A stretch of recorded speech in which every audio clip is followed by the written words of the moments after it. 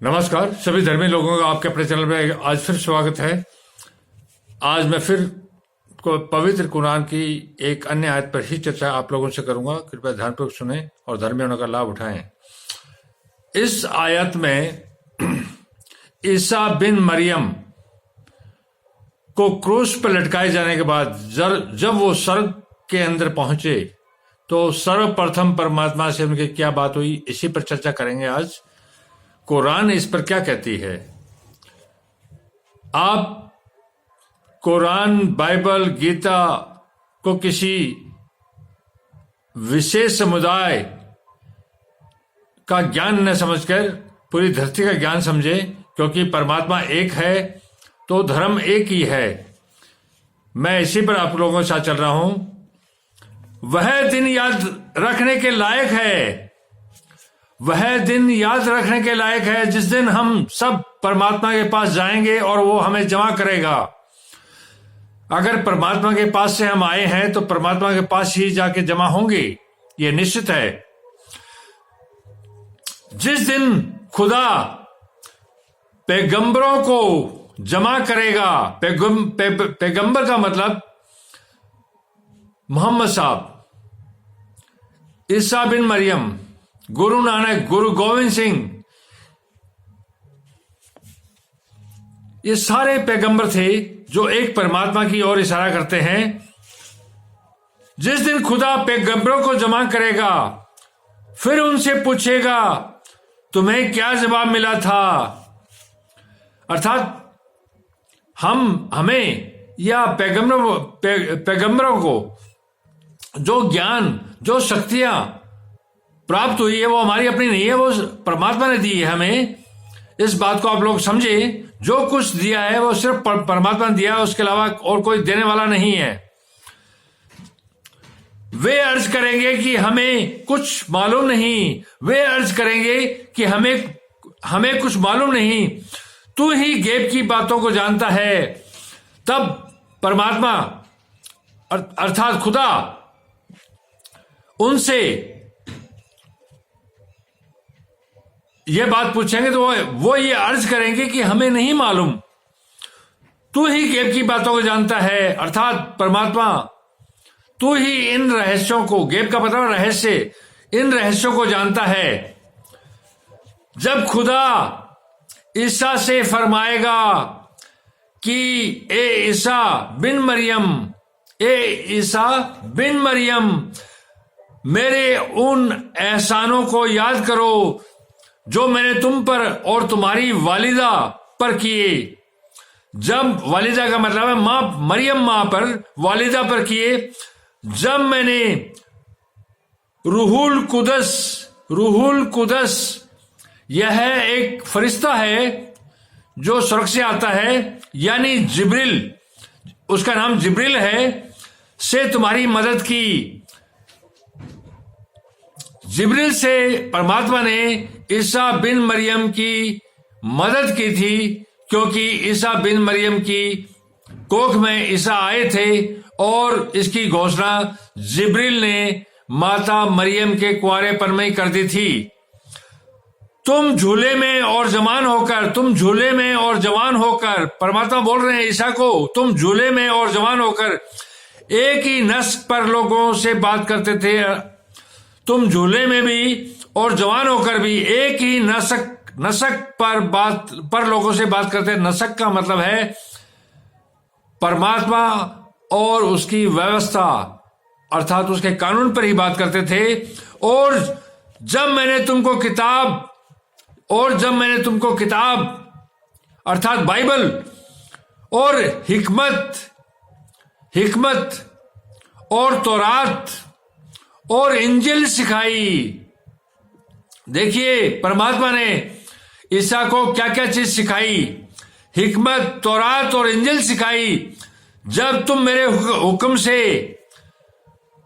इस ज्ञान से ईसा ने क्या किया, जब तुम मेरे हुक्म से मिट्टी का जानवर बनाकर उसमें फूंक मार देते थे, अर्थात मेरे ज्ञान द्वारा तुम मिट्टी से एक जानवर को बनाते थे और उसमें फूंक मार देते थे, तो वह मेरे हुक्म से उड़ने लगता था, अर्थात उसके अंदर मेरी रूह आ जाती थी और वो उड़ने लगता था। और पैदाइशी अंधे, जो पैदाइशी अंधे थे और सफेद दाग वाले, मेरे हुक्म से चंगा कर देते थे, अर्थात ईसा मसीह सब काम करते थे।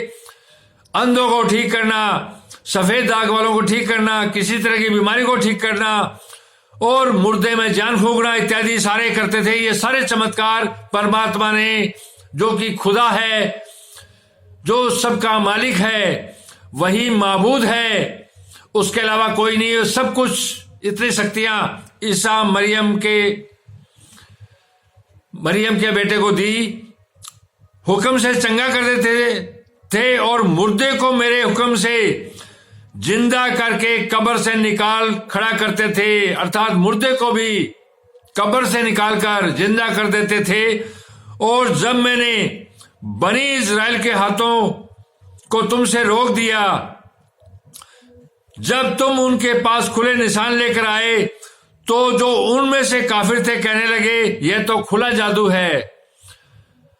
तो लोगों ने, जब ये चमत्कार ईसा मसीह इज़राइल और इज़राइल के आसपास लोगों को करते थे, चंगाई के कार्य कहलाते हैं। ये महान कार्य हैं जो ईसा को परमात्मा की तरफ से मिले थे। तो जो कुफर करने वाले थे उनको जलन होती थी और वे उसको खुला जादू बोलते थे। जिस तरह से ईसा संसार में आए तो परमात्मा के मंदिर, मस्जिद, गुरुद्वारे इत्यादि जो भी वहां की व्यवस्था के हिसाब से थे, काफिरों ने खड़े कर रखे थे, तो ताकि लोगों का शोषण करे। उस शोषण से बचाने के लिए ईसा ने बहुत प्रयत्न किए कि ये सब पापियों के अड्डे हैं, और परमात्मा के बारे में बताया कि परमात्मा कहाँ है और कैसा है और वो क्या ताकत देता है। परमात्मा के चमत्कार, अपने हाथ से अंधों को ठीक करना, लूले लंगड़ों को ठीक करना इत्यादि सारे काम किए। उन चमत्कारों को परमात्मा ने इसलिए दिया कि लोग ये भरोसा करें कि इसके पास सामान्य आदमियों से अत्यधिक शक्तियां हैं। यही एक कारण था। और जब मैंने हवारियों की तरफ हुक्म भेजा, और जब मैंने हवारी कौन कहलाते थे? हवारी जो ईसा मसीह का कहने में चलते थे और उसके लिए कार्य करते थे, वे हवारी कहलाते थे, की तरफ हुक्म भेजा कि मुझ पर और मेरे पैगंबर पर ईमान लाओ।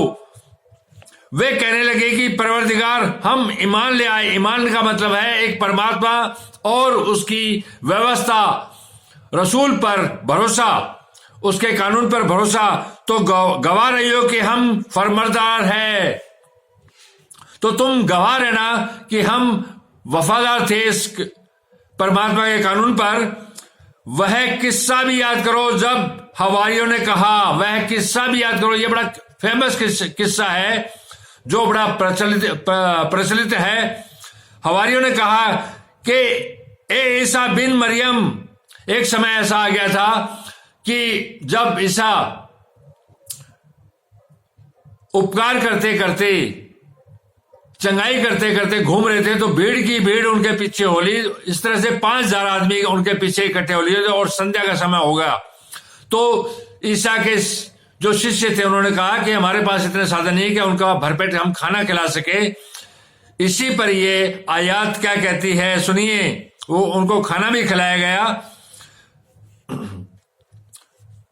जब हवारियों ने कहा कि ए ईसा बिन मरियम, क्या तुम्हारा परवरदिगार अर्थात परमात्मा ऐसा कर सकता है कि हम पर आसमान से खाने का खवान नाजिल करे? क्या जब उन्होंने शिष्यों ने ईसा बिन मरियम से कहा, क्या तुम्हारा परमात्मा जिस पर तुम काम कर रहे हो वो ऐसा कर सकता है कि आसमान से खवान नाजिल करे? खवान का मतलब है खाना, भेजे।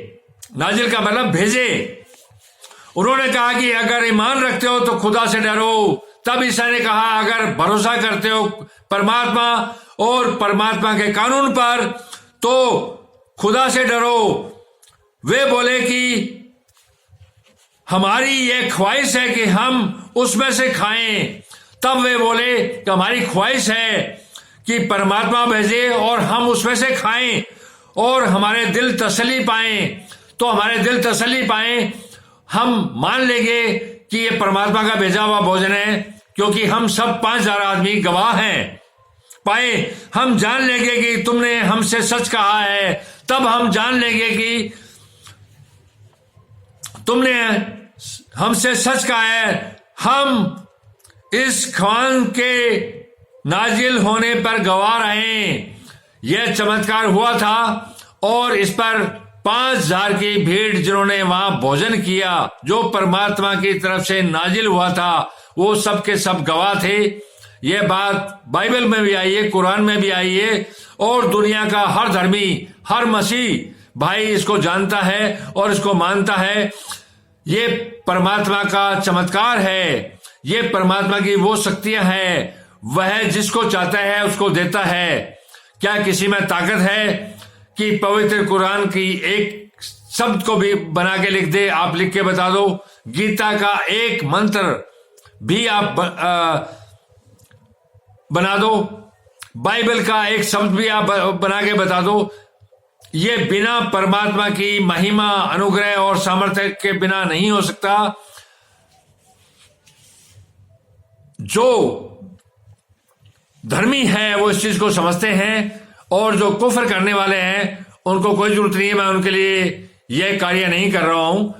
वो जाने, उनका रास्ता जाने, उनका काम जाने। धन्यवाद, शुभ रात्रि, खुदा हाफिज, कल फिर मिलेंगे।